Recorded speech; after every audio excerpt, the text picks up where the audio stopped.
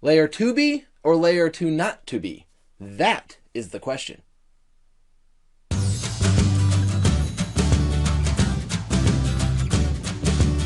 By the end of this session, we will be able to describe the benefits and drawbacks to a layer 2 access design. We have some decisions to make when we're connecting our distribution layer down to the access layer. And part of the most important decision is whether those links are going to be layer 2 or layer 3. In this video, we want to explore exactly what a layer 2 topology looks like and how it behaves, and then we want to discuss as well the benefits and drawbacks to that solution. The distribution layer typically consists of two switches, as we've seen, and those are going to be connected in some fashion. And then we have our access layer switches down here, and typically we want a redundant connection between our access layer switches and our distribution layer switches. Well, already we should be getting a little bit nervous as network engineers because what we've just done is we've created a network loop. And loops are bad because as broadcast traffic is generated, it will go around this loop forever, literally forever, until a switch's queues are so full it drops the packets. So, of course, we have a solution for this, and it's called Spanning Tree Protocol, or STP.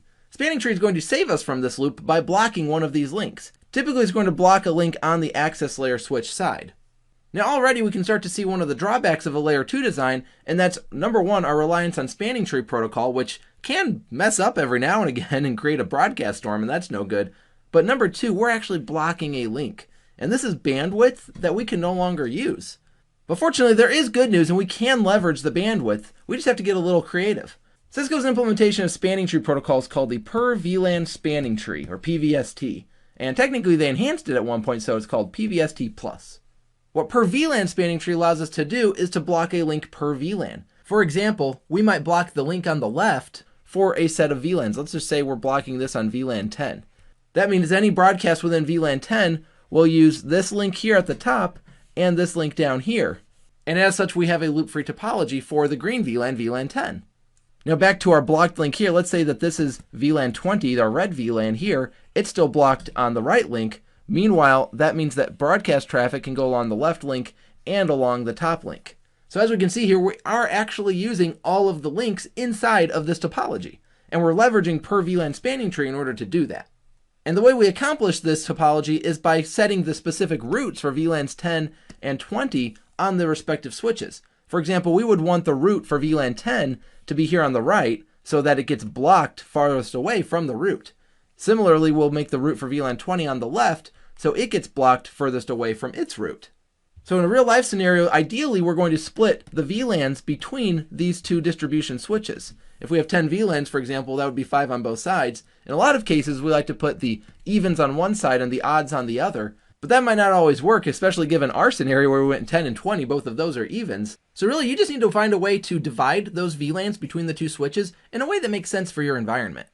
Now there's one other solution for extending loop-free topologies, and that is to have two distribution switches connecting down to two different access switches, let's say in this case. And the way we accomplish this is by isolating VLANs to individual access switches. For example, we might extend VLAN 10 down to the switch on the left, and we extend VLAN 20 down to the switch on the right.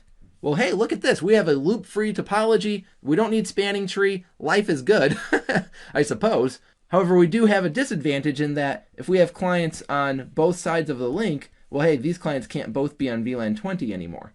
In some situations, this wouldn't be an option.